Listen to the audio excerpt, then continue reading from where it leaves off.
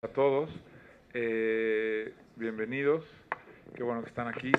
Yo estoy muy contento de estar con Ave y con Julián, presentando este nuevo libro de Julián que es extraordinario. Nos acaban de decir que tenemos menos tiempo del normal, entonces vamos a tratar de apurar un poco la charla. Estamos cambiando el formato de manera precipitada. Es un libro realmente fabuloso. Y habíamos pensado en empezar con una pregunta que es tan corta y tan breve que nos va a permitir que Julián dé una respuesta también corta y breve, y ahí ya empezamos a hablar del libro después. Hace 10 años Julián publicó un libro que se llama Caníbal, apuntes sobre poesía mexicana reciente. Ahora aparece Overol, que es este libro que estamos presentando hoy, que lleva por subtítulo Apuntes sobre narrativa mexicana reciente. Yo quería preguntarle a Julián que nos hablara de la distinción entre Overol y Caníbal y las implicaciones que hay en eso para el mundo de la narrativa mexicana reciente y para el mundo de la poesía mexicana reciente. Pues hola, buenas noches, gracias por estar aquí, muchísimas gracias a Ave y a Emiliano, que de algún modo, este no es un libro de narrativa, pero bueno, ellos son personajes del libro, entonces está bien padre venir de la ficción. Sí, venir a la presentación acompañado de personajes del libro, ¿no? No, voy a retomar esto que dice Emiliano, un poco en serio y un poco en broma. Creo que yo preveía un poco la reacción de la aparición del libro en ambos casos, en Caníbal y en Overol, y entonces creo que, pues sí, cuando salió Caníbal, la reacción de un sector de la poesía mexicana fue más canibalesca. No, era un libro como con más peleonero también, y más también... Sí, pues, metido claro, además el título lleva a una tradición, que es la de la vanguardia antropofágica brasileña, ¿no? Ahí también había un guiño en ese sentido. Y overall, el título para mí tiene, esto lo dije ya en una entrevista, para mí la metáfora es que vas manejando el carro y le escuchas un ruido y entonces lo llevas al mecánico. Aclaro que yo no sé manejar, pero relatos más o menos puedo. Entonces... vas manejando y escuchas un ruido y lo llevas al mecánico, o en algunos casos hay un tipo de personaje que se orilla, se pone un overol y se mete a revisar el motor del carro porque más o menos le sabe, ¿no? Tengo la esperanza de más o menos saberle algunos de los entramados de la narrativa, sin ser un académico ni mucho menos. Pero bueno, creo que tiene que ver, sí, con dos momentos, un momento en el que estaba más enfocado en la poesía y ahora estoy más enfocado en la narrativa, pero también es un tipo de diálogo distinto. Me parece que los poetas de este país, creo que esto también ya se acabó, pero los poetas de este país fuimos sumamente cuchilleros en una época de la vida, ¿no? Un poco canallas y creo que el caso de los narradores es distinto, hay como más... pues también porque nos pagan más. No, somos de otra clase social, guardamos más las formas. Pero bueno, en el fondo también hay sí, peleas subterráneas. No me voy a extender más en esto. Bueno, pues muchas gracias por invitarme a acompañar a este libro que disfruté mucho su lectura, disfruté mucho, es un libro que habla, digamos que podríamos decir que es de crítica literaria, pero no es de una crítica literaria académica, aunque juega, porque justo como lo dice Julián, juega a ponerse el overol de mecánico y a mover tuercas y a llenarse de grasa, juega con los términos de la teoría literaria, con las metodologías, pero no pierde la gracia, porque los académicos suelen perder la gracia muy fácilmente. No pierde la gracia, no pierde el humor del acercamiento, de un acercamiento mucho más espontáneo, y también se da el lujazo de tener la flexibilidad, ¿no? De no estar todo el tiempo con la citación, con estos puntillismos del aparato crítico y del aparato metodológico que vuelve totalmente farragosa la literatura, la crítica literaria académica, ¿no? En el género como... Y es un género más híbrido, que va hacia el ensayo como divertimento, el ensayo como deriva de esta búsqueda, de esta lectura, que divaga en autores que a él le apasionan, ¿no? Y en fenómenos de la literatura que él se cuestiona, y en ese sentido pues es tanto flexible como entretenida de leer y divertida, porque estamos como echándonos un clavado en estas búsquedas de autor, de los autores que él mismo va persiguiendo, buscando, y es muy interesante ver la manera en la que lee Julián. ¿Cómo lee? ¿Con qué herramientas críticas lee un escritor? Y yo creo que para los que nos gusta escribir, para los que tenemos el oficio de escribir, ver esa técnica en otro escritor es muy, muy enriquecedor. Para los lectores que disfrutan de la lectura, también puede aportar muchas herramientas críticas para quizá afinar, ¿no?, el diente, el colmillo, para entrarle a las lecturas. Y ya en temas como de los autores que están aquí, es decir, apuntes sobre narrativa mexicana reciente, pues es tan flexible como son los autores que me acompañan en el tiempo-espacio que elegí, ¿no? En una época son los autores que están ahí en mi librero, en mi escritorio, son estos acompañantes de viaje. Entonces eso me parece muy bonito, muy como natural, muy orgánico, y eso lo hace disfrutable. Y ahora yo quería como dar pie a que habláramos de este lugarzazo común, que a mí me parece que es muy cuestionable, en México no existe la crítica literaria, porque la crítica literaria ya desapareció. La crítica literaria, pues sí, claro, no existe la crítica literaria de los señores de gomina, ¿verdad? De los señores de traje de tweed y con parches en los codos, esa ya no existe. Pero creo que existe una manera mucho más viva y mucho más de calle, que apunta hacia la crítica literaria con otras herramientas que también tiene su lado criticable y que tú nos puedes platicar, nos puedes decir. Yo creo que sí existe como tal, como lo dices tú acá, lo que quizá de lo que carecemos es de esos lectores que se interesan por disfrutar la crítica literaria y por entrarle al diálogo, ¿no? Por entrarle al diálogo sabroso. ¿Qué nos puedes decir de eso? Bueno, lo primero que quisiera decir es que yo estoy muy emocionado de que un libro como este sea publicado en Literatura Random House. Es una, perdón, pero sí, es una rareza, ¿no? O sea, es un lujo que se puede dar también un narrador de decir, bueno, voy a publicar un libro de ensayos de narrativa, y es como, bueno, güey, como vendes novelas, está bien, te vamos a publicar tu libro de ensayos. No, creo que el momento editorial y el momento que podemos captar de la literatura, de la narrativa mexicana reciente, digamos que no le viene mal, creo yo, a este libro, pero sí es una peculiaridad. Y creo que es una peculiaridad porque una de las cosas que suceden es que alguna de la crítica literaria que está circulando está en libros, están en editoriales inconseguibles, ¿no? Hay un muy buen libro de textos de crítica literaria escrito por Gabriel Wolfson, que está publicado en la Universidad de Querétaro y está, me imagino que la mayor parte de sus ejemplares están a muy buen resguardo en una bodega.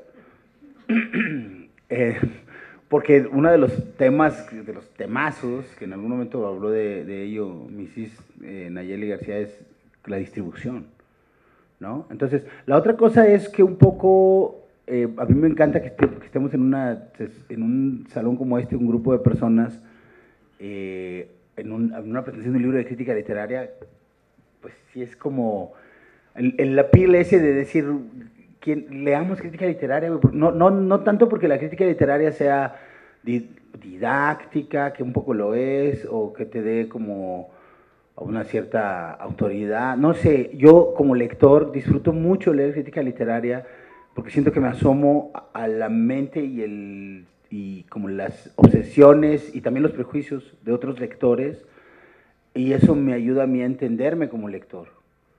Entonces, esa sería mi aspiración, mi sueño guajiro, ¿no? Poder tener esa clase de comunicación con un tipo de lector. Ahora, lo que decía sobre también cómo está pensado el libro y qué es hacer crítica literaria en México, para mí uno de los retos del libro fue tratar de escribir y que algunos de los textos llegaran, antes de llegar al libro, a medios, a distintos otros medios, digamos, a revistas, a sitios web, porque lo primero que hice es, no voy a hacer reseñas de 3 cuartillas.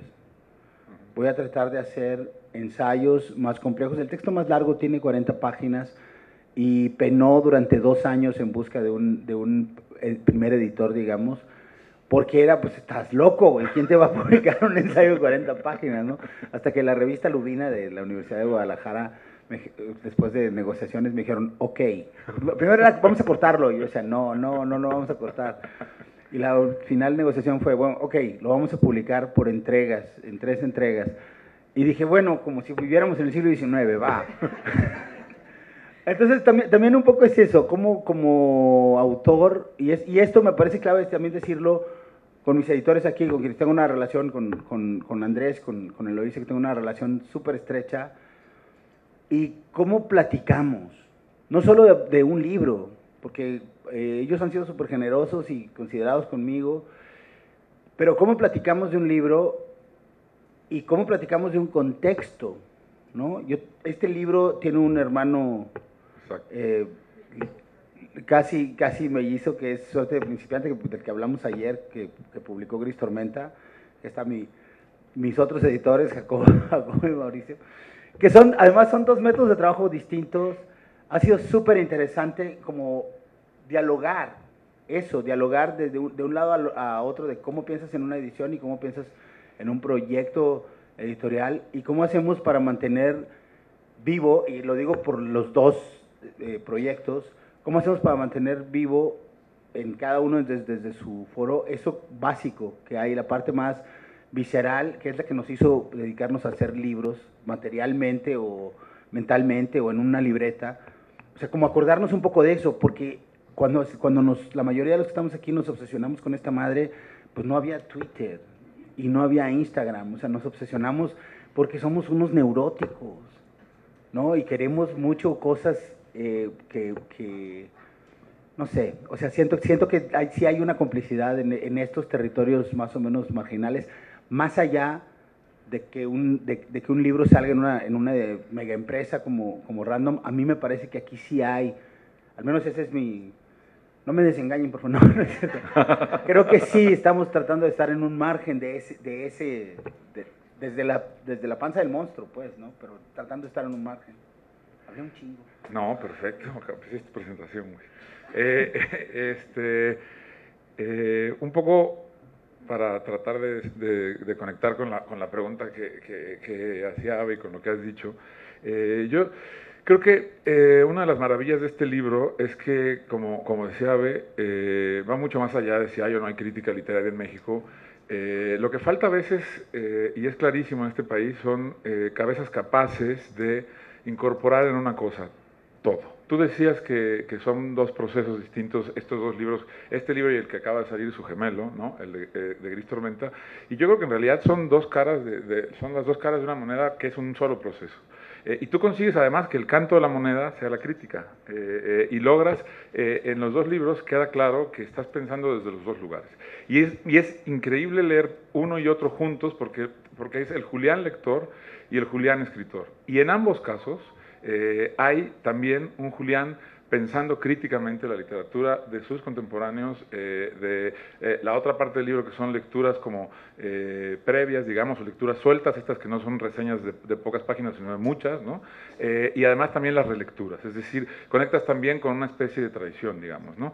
Y además, evitando por completo o peleándote con esta idea que decías de el lenguaje excesivamente académico, ¿no? Hay una frase buenísima en el libro que dice: la terminología literaria contemporánea puede ser una buena herramienta teórico-crítica para quien intenta enseñar literatura, pero me parece una pésima perceptiva para quien intenta crearla, ¿no? Ahí mi único peor es por qué la palabra contemporáneo, si podríamos decir la terminología crítica, etcétera, ¿no? Pero bueno, voy ahora a decir algunas cosas del libro, ¿no? Que temas que a mí me parecen muy interesantes, y acabaré con una suerte de pregunta, ¿no? En los primeros 2 ensayos, que son uno que habla sobre todo de libros de una generación casi inmediatamente posterior a la tuya, y el segundo que habla de libros muy de tu generación, incluido el tuyo. Que esta es otra cosa de la que me parece genial. Hay esta idea de que por qué los escritores van a enfrentarse a la crítica de sus propios libros, y aquí, como escritor y como crítico, te enfrentas también a la crítica de tus libros, que es otra capa más, muy interesante el libro, muy enriquecedora, y que me parece de una justicia enorme, porque muchas veces te relacionas con la crítica de tus libros, por ejemplo, no con lo que la crítica dice contra tus libros, sino lo que no entendió el crítico.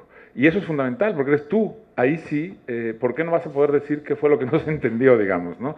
Pero bueno, me gusta mucho cómo aborda la utilización de...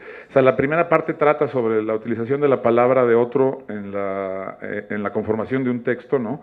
El contraste entre el registro narrativo y el registro de la propia ficción es uno de los temas que me parecen increíbles, ¿no? Y ahí aparece un asunto generacional en estos dos textos que te decía, en el sentido de una frase que también aparece al final del libro, que tú entrevistas a Palahniuk, y con respecto al libro del rock de la cárcel, de José Agustín, Palahniuk te dice, y tú lo citas, no pienso tanto en mi trabajo como algo representativo de una generación, sino más bien como algo representativo de una fase de la vida que es común a todas las generaciones. En algún momento de la vida, cada generación se reconoce a sí misma como el resultado de todas las decisiones, acciones y energías humanas de la historia, y cada generación se da cuenta de que ella también morirá.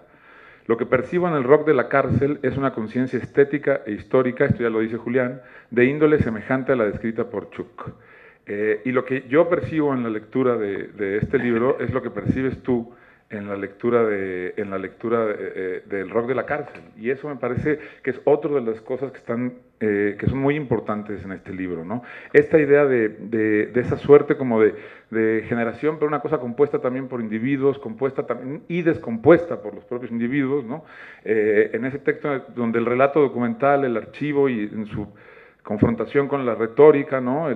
Temas como el territorio, la identidad, la propiedad del género, son como fundamentales para cada uno y para todos, digamos, ¿no? Esta idea de hay cosas a las que vamos llegando todos juntos, y hay cosas que desde la unicidad, aunque llegamos juntos, las convertimos en únicas, ¿no? Y la pregunta es, en ese sentido, que me hables de tres cosas que me gustan mucho de estos textos y del libro en general, que son la heterografía, el compostaje, que mencionas también, y una cosa que para mí es absolutamente Julián Herbert, que es la novela Taxi. De eso me gustaría que nos hablaras. Órale, sí está complejo, voy a tratar de... Eres un bárbaro, güey. No, voy a tratar como de compostar un poco estas cosas. Es que nos dijeron que había poco tiempo y junté algunas cosas. Bueno, lo primero que diría es, en el primer texto de ese libro de hace unos años que se llama Caníbal, se llama Lo ontológico y lo generacional, y ahí hay todo un pasaje que habla sobre lo intergeneracional. Y no quise volver a hacer algo así, porque dije, bueno, eso ya está ahí, digamos que, o al menos yo me entiendo, y creo que con algunos lectores esa comunicación, por ejemplo, de la que hablas, para mí es, por supuesto, muy significativo. Quienes estamos en esta mesa estamos cerca, pero no tan cerca, y hay un diálogo de lo intergeneracional, y para mí ese es un tema importante. Creo que, por ejemplo, la escritura de Cristina Rivera Garza y la escritura de Marisol García Goltz, de quien escribí una mini reseña en este libro, dialogan de una manera profunda, interesante. Entonces, y ahí creo que eso no hace que muchas veces los temas están ahí y se repiten y se reiteran y nada más como que los revuelcas un poco, ¿no? Yo creo que las lecturas intergeneracionales no son tan sencillas, son confrontadoras y complejas, y llevan, por ejemplo, otra línea de eso, para mí es, hay un trasfondo, creo, en el libro. Al final del libro hay estos tres textos, uno sobre Luis Zapata, uno sobre José Agustín y otro sobre una antología compilada por Gustavo Sainz. Y claro, para mí es muy adrede que sean esos tres autores, porque esa es mi genealogía, esa es la que yo escogí. Pero además, en el libro hay un autor que resuena en distintos lugares y es José Revueltas. y la resonancia que tiene que ver pero por ejemplo en la obra de Emiliano y en la obra de Cristina Rivera Garza, es completamente distinta la solución y la manera de enfrentar el sentimiento de qué es lo que quieres traer de Revueltas acá. Y creo que eso de algún modo tiene que ver con tu planteamiento y un poco la pregunta de si cómo construyes lo intergeneracional. Lo intergeneracional se construye con referencias comunes, con cierto nivel de acuerdos, pero también con esta idea de decir, esto es lo que yo quiero traer de esa línea del pasado, ¿no? A mí como lector me interesa mucho rastrear eso, me interesa mucho, ahora soy menos, ya no traigo navaja, pero sí el choque. Ahora es como, creo que para mí he descubierto que cierto nivel de cordialidad es más útil para esta época sobre todo, pero eso no quiere decir que nos saludemos y pensemos que todo llega al corazón o algo así me decían que dijera hoy, dije no lo voy a decir. No, o sea, sí hay que pelear. No, sí, hay que, ¿verdad? Esa sí, Brenda también, que estamos de acuerdo en que hay que pelear un poco.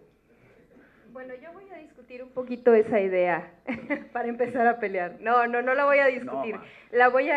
A ver, creo que esa idea del choque, sí, pero es un choque que atraviesa, creo, porque estábamos hablando en términos generacionales y la idea generacional imprime un sentido lineal, ¿no? Hay una linealidad. Y a mí me parece que un gran acierto de este libro es que los autores considerados no son islas separadas como esferitas en un árbol de Navidad, constantemente están dialogando, y tú pones, Revueltas atraviesa todo, pero pones a dialogar a Revueltas con Cristina, y pones a dialogar en la narrativa coral, como a 4 o 5 autores que después aparecen en otras reseñas con otro sentido, y utilizas herramientas de la comparatística, de ahí sí, súper académico, ¿no?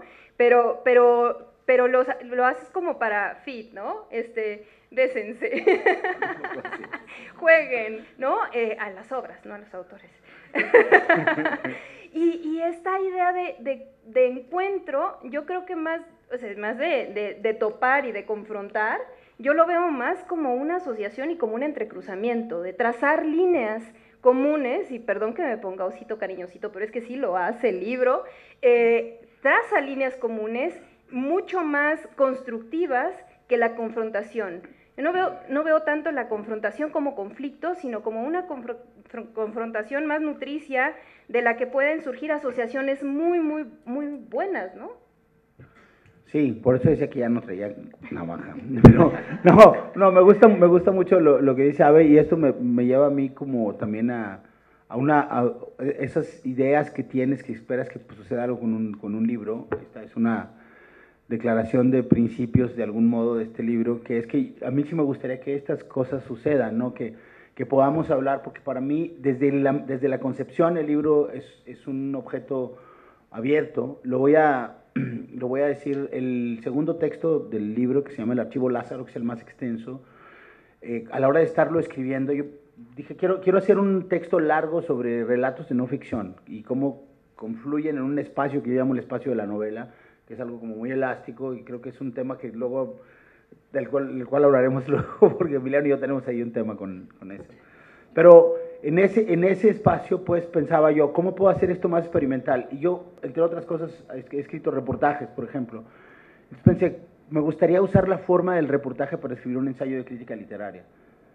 Y lo que hice ahí fue, por una parte, entrevistar a los autores, mandarles una batería de preguntas a los autores, de modo que yo les planteo ciertas ideas y luego les pregunto cosas y luego ellos me contestan y yo les replico dentro del texto. Entonces el texto está de algún modo reporteado con ellos. Pero además, como estaba yo trabajando con el archivo y un colega mío estaba haciendo un doctorado en NYU y tenía una clase de archivística, escribí una larga correspondencia con él y él escribe parte del texto. Y en otro caso estaba yo escribiendo sobre Fernanda Melchor y vi una reseña de Nayeli García Sánchez y le dije a Nayeli, güey, escribe una versión más chiquita para poderla incorporar ahí como... Entonces, en eso sí tienes razón, desde la base sí está como abierto a otras visiones. Y a mí sí me gustaría mucho eso. Y yo creo que si este libro recibe críticas que lo quieran romper o complementar o ampliar, a mí se me haría poca madre eso. Seguramente va a pasar. Y estoy totalmente de acuerdo además en que tiene ese espíritu el libro, ¿no? De poner a jugar y a dialogar un montón de cosas. Además, invitando, porque esa invitación, o sea, ese proceso que haces de enviarles textos a algunos de los autores de los que se habla, discutir con ellos sus textos, de algún modo queda abierto también para el lector. Hay muchas cosas que se abren como preguntas para el lector, como para que esa discusión se dé. Y hay también, porque poner a discutir implica todo esto que se está diciendo, y también que la pregunta puede ser una provocación, digamos, ¿no? Una provocación abre territorios tanto como estas invitaciones de las que estamos hablando. Y hay dos, por lo menos en el libro, que son muy interesantes y creo que puede ser el momento ahora de hablarlas, que son, cuando hablas de extractivismo literario, hay una frase, cito, la solemnidad aplicada a la narración del sufrimiento emocional está minando la habilidad retórica de internalizar el humor, ¿no? Que me parece que esto es muy interesante. Si lo pensamos además junto con otro de los temas que también son muy provocadores en el libro y que me parece pertinentes de verdad, cuando dices la fabulación crítica, eso que antes llamábamos literatura, ¿no? O por ejemplo, cuando Harold Bloom, escribe aquella frase famosa de la ansiedad de las influencias, ¿no? Que tú conviertes, Herbert responde, digamos, la ansiedad de las legitimidades. Y ese tema de la ansiedad de las legitimidades atraviesa el libro, y es muy interesante, ¿no? Y creo que da para hablar mucho, y me gustaría que habíamos pensado que nos puedas hablar un poco también de esto, ¿no? Bueno, sí, conceptualmente esa idea de la angustia de las legitimidades es un juego y no. Yo estaba leyendo el libro de Bloom y decía, bueno, cómo estos cocientes revisionistas, y a mí lo que me resuena ahí es la palabra revisionista o revisionismo, porque creo que vivimos desde el punto de vista de los estudios culturales una época sumamente revisionista en el sentido más negativo en muchos casos, ¿no? En muchos casos quiero decir que hay días que yo me siento atrapado en los años 70 y pienso que esto ya pasó, o sea, esto ya sabemos que no va a funcionar. Es como decir que vuelva, como los chicos quinceañeros como mi hijo que piensan que debería volver la Unión Soviética. Güey, esto no va a funcionar. No digo, no, esto no es un argumento contra la izquierda, al contrario, no es una defensa del pensamiento de izquierda. Lo que creo, lo que está ahí para mí es que a mí la sociología de la literatura me interesa muchísimo. Y para mí sería el encuentro entre las poéticas cognitivas y la sociología de la literatura. Me parece que generan un espacio de confluencia entre el mundo social y cómo el cuerpo percibe la realidad narrable. No voy a extenderme mucho en eso, pero me parece que hay autores que a mí me interesan mucho, que justo están preguntándose eso, y por eso creo que uno de los temas del libro es el punto de vista, y yo no creo estar tan equivocado, porque justo con los dos autores que estoy aquí en la mesa, creo que su preocupación por cómo construyeron el punto de vista de sus libros es central. O sea, yo creo que la creación del punto de vista en Restauración y la manera en la que la voz narrativa decide, por ejemplo, situar el momento presente y aislarlo de la tecnología utilizando como marco padecimientos mentales, me parece brillantísima. Y la novela más reciente de Emiliano Monge está narrada desde una tercera persona omnisciente, que es un narrador poco fiable. Entonces, estos ejercicios con la técnica me parece que son muy cuestionadores de la realidad social también y de la realidad política. Lo que pienso de la angustia de las legitimidades es que justo le pone un dique a ese tipo de exploraciones que son mucho más cuestionadoras del poder, desde mi punto de vista.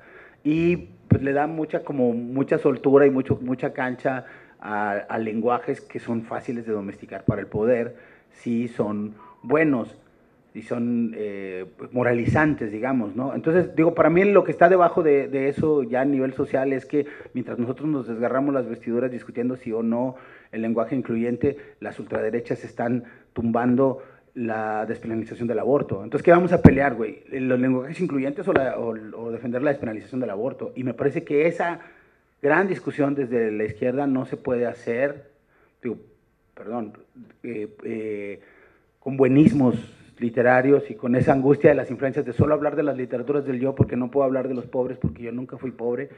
O sea, yo hablo de la clase media y crecí en una familia pobre, ¿no? Pero yo hago muy buenas ficciones de gente rica, ¿por qué no? Bueno, tenemos poco tiempo para esta presentación. Nos podríamos quedar, a mí me parece el ensayo más sabroso. O sea, lo disfruté muchísimo, se los recomiendo mucho, el de Las Angustias. Vaya, es sabrosísimo. Tenemos muy poco tiempo porque queremos que puedan convivir con Julián y que puedan firmar sus libros y que puedan tomarse la foto con la estrella, con la Bookstar, con el Bookstar aquí. Pero sí quería como nada más recalcar el énfasis en este ensayo que me parece a mí que pone un marco de referencia al contexto desde donde lees, ¿no? Aporta algo así como, desde aquí estoy, este es mi ojo crítico como lector que escribe, o como escritor que lee, ¿no? Y ese marco de referencia es muy honesto y es muy abierto, o sea, como que habla más allá de la corrección política, aborda textos que resultan incómodos, los analiza de una manera con un ojo crítico que quiere ser, tiene ganas de ser honesto consigo mismo, ¿no? No tanto con aparentar nada, ¿no? Quiere ser honesto consigo mismo y eso me parece de verdad un gran acierto. Bueno, lo tienen que leer porque, bueno, todo el libro y yo creo que ese ensayo de Las Angustias va a dar mucho de qué hablar. Ojalá que sí, tenemos que hablar de esos temas, ¿no? Esta necesidad, por ejemplo, del engagement, ay, no lo puedo pronunciar, engagement, de las redes sociales. ¿Dónde queda la calidad literaria cuando lo que necesitamos los autores son likes, ¿no? Y seguidores. O al revés, cuando se confunde cargar contenido con publicar también. Exacto. O esta ansiedad por la novedad, ¿no? O sea, tienes que leer a todos los autores que son novedad y tener tal dedillo, quién está haciendo qué, bueno, pero ¿a qué horas escribes? ¿No? Todo eso a mí me parece cuestionamientos muy necesarios que forman parte del marco de referencia de este libro, que yo te agradezco mucho. Gracias. Y creo que es buen momento para dar tiempo para que convivan, para la fila de las firmas, para el engagement, para la foto, para los likes, por favor, también. Vivimos del aplauso del artista. Para que vayan y compren su libro. Sí. Muchas gracias. A ver. Queremos dar, no sé, a lo mejor una o dos preguntas y... ¡Eso! ¡Qué bueno! La novela Taxi. No, ese ya es un abuso de confianza aquí del compañero. Lo que pasa es que yo hago eso, que entrevisto taxistas. Todo el tiempo entrevisto taxistas. Y les pregunto cosas como, o sea, por ejemplo, en La Casa del Dolor Ajeno tiene todos esos pasajes donde les pregunto cosas a los taxistas. Pero acá no entrevisté taxistas, sí. No, pero hablas del proceso de la novela Taxi y dices que hay una gran novela Taxi en México que se debería discutir. ¿Ya se te olvidó? No, sí. No. ¿Cuál es esa? No es, o sea, no dices cuál, dices que siempre hace referencia a la novela Taxi, ahora para encontrar. Ah, bueno, pero estaba... Cuando estás hablando sí estás hablando de La Casa del Dolor Ajeno. Justo, ya. En algún momento. Pero no sé de cuál, no recuerdo si estaba hablando de una novela en particular mexicana. No, de la novela como que bueno. Ya sabes. Ya entendí. No, sí, yo sí también creo que hay un tema. En las novelas mexicanas el taxi ocupa un lugar muy particular. Lo pueden encontrar, o sea, yo lo recuerdo, por ejemplo, ahorita así rápido, en cómo traza algunas de las escenas de sí, dice. El segundo momento del lenguaje subsidiario del primero es mi convicción de que existe tal cosa como la gran novela del taxi, un relato secreto y más o menos ficticio, pero también enciclopédico, de todo lo que es y ha sido una ciudad, una historia cuyos legisladores embosados son taxistas, prostitutas, afanadoras, mensajeros, enfermeras, personas que viven en tránsito, anónimas a deshoras. Sí, qué bueno que leí el párrafo porque no me acordaba de nada. No, en Carlos Fuentes, en La región más transparente, hay varias escenas de taxis que son importantes. Hay una escena en la que una prostituta se baja de un taxi y un güey se sube al taxi y la historia se sigue venía con la prostituta que se baja del taxi y se sigue con el güey que se va en el taxi, ¿no? Por ejemplo, ese es uno de los recursos que utiliza Fuentes para cambiar de... en esa parte lumpen, no necesariamente los taxis, pero sí esa parte lumpen, envuelve toda la novela Uno soñaba que era rey, por ejemplo, de Enrique Serna, que tiene un pasaje donde un chico que está consumiendo solventes empieza a contar de pronto el relato hacia atrás. Eso antes de que se hiciera esta película que se llama Irreversible, hay ese pasaje a finales de los 80, hizo ese ejercicio. Entonces, que es una cosa sobre la movilidad, pero la movilidad de la gente que no tiene coche y que viven como en esas zonas. Gracias, güey. ¿Perdón? Ojerosa y pintada de Agustín Yáñez, sí. Gracias. Una pregunta más, sí, aprovechen. Hablando precisamente de Cristina Rivera Garza, gracias. En la mañana que entrábamos por ahí a una mesa con ella, ella decía que se escribía sobre los senos turgentes o los pechos turgentes. Y luego yo dije, pues sí es cierto, así parecía como si fueran todas las mujeres del mundo, ¿no? Y entonces empecé a leer un libro hace rato y también habla de mujeres, de una mujer, y la pone como esta parte descrita como muy bonita, no como dice Pati, ¿no? De ojerosa y demás. Y entonces yo digo, bueno, entonces cómo hay que desprendernos de pensar siempre en esta manera como lectoras femeninas y empezar a pensar que todas las mujeres son así, de senos turgentes, ¿no? O sea, yo ahí apuntaría una cosa, no sé, salvo lo que digan mis compañeros, pero a mí hay una cosa que me interesa mucho de varias escritoras, entre ellas, que han construido una forma de ver el cuerpo, digamos que desde el interior, y desde el interior no sentimental, emocional, sino orgánicamente desde el interior, ¿no? Los textos de Mariana Fernanda Ampuero tiene este cuento que se llama Subasta, donde una mujer, para defenderse de unos güeyes que la están vendiendo, se caga encima, ¿no? Y la deyección ocupa un lugar ahí físico y material. ¿Perdón? No, ese no lo he leído, te lo voy a deber. Pero bueno, en este libro hay todo un pasaje sobre la relación lingüística que hay, no solo en la narrativa, sino en otros ámbitos de escritura, con el ano, en la obra de Fernanda Melchor. Entonces, creo que no lo sé, pero parte de, como no es como la negación del cuerpo y no es la evaluación de la belleza del cuerpo, sino la construcción lingüística de la que uno se ha apartado la vista, así como es que está bonito el cuerpo en su superficie, ¿no? Pero los procesos orgánicos, me parece que ese discurso es bien interesante, al menos en mi generación y en las generaciones cercanas. Una última, ¿no? ¿O qué? Si hay una última. Ahí está, mira. Recordar que hay una novela de Juan José Millas que se llama Que nadie duerma, y la protagonista es una mujer taxista y está muy chingona. Órale, gracias por la referencia. Esa no la conozco tampoco. Bueno, sí, ya no hay tiempo de nada, entonces. ¿Qué? Bueno, cerremos para que tengan tiempo, solamente diciéndole, bueno, yo también estoy feliz de haber leído este libro, de presentarlo más, pero de verdad es un libro extraordinario. Y quizá que nos dejes nada más una idea de despedida para que ya firmes un montón de libros después.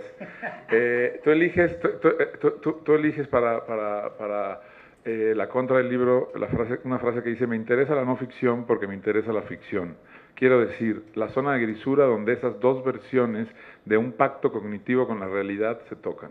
Es un poco por donde íbamos antes, ¿no? Pero me hace pensar esta frase también en un tema que también atraviesa el libro y que atraviesa también el libro de Gris Tormenta, que es el de la sombra de Jung, ¿no? Esa parte reprimida que al final es la que se ríe, ¿no? Pero es también quizá la que escribe. Y te quería preguntar si cuando escribes aparece esa sombra, o si esa sombra está más en la lectura y con eso quizá ya terminar. No, yo creo que la sombra está ahí todo el tiempo y que básicamente el trabajo es eso que dice Jung, sabes que no la vas a capturar, o sea, la sombra siempre la ves con el rabillo del ojo, ¿no? Y yo lo que he aprendido con los años recientes de la experiencia de escribir y de leer, pero también de la experiencia de estar en el mundo, es que a mí lo que más me ha dañado en la vida, lo que más me ha partido la madre es creer que ya agarré a la sombra, ¿no? Entonces creo que esa es la sensación, que la sombra siempre está ahí y siempre va a estar ahí, y que la ves con el rabillo del ojo porque es el punto ciego, ¿no?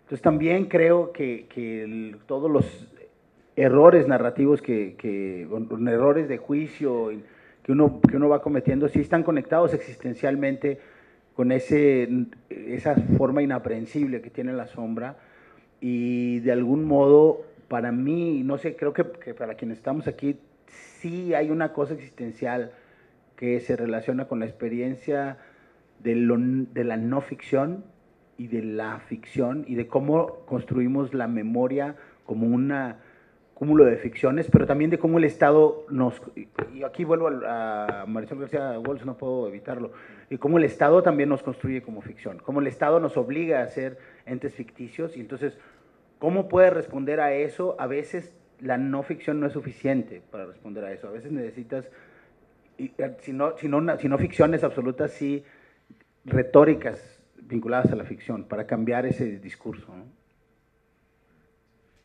Bueno, pues aprovechen ahora todos con el libro, formaditos, a que se los firme, por favor. Nadie sale de esta sala sin firma.